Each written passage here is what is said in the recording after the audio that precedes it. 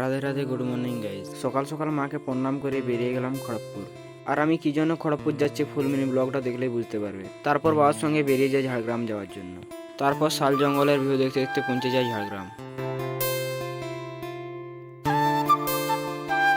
ঝাড়গ্রাম এসে চলে যায় বাস স্ট্যান্ড। তারপর বাস স্ট্যান্ডে গিয়ে চেপে যাই বাসে। তারপর বাস ছেড়ে দেয় খড়গপুর যাওয়ার জন্য।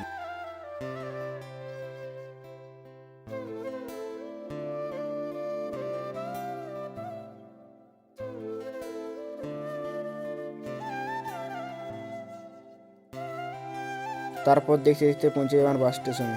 বাস থেকে নেমে চলে যাই মামাবাড়ির দিকে। ফাইনালি 2-5 মিনিট হাঁটার পর পৌঁছে গেলাম মামাবাড়ি। A few moments later. তারপর বিকাল বিকাল বেরিয়ে পড়ি বাড়ি যাওয়ার জন্য। তার জন্য মামাবাড়ি থেকে চলে আসি কলাইকুণ্ডা স্টেশনে। তারপর প্রায় 8 থেকে 10 ঘন্টা ওয়েট করার পর চলে আসে আমার ট্রেন। তারপর ট্রেনে উঠে যাই বাড়ি যাওয়ার জন্য।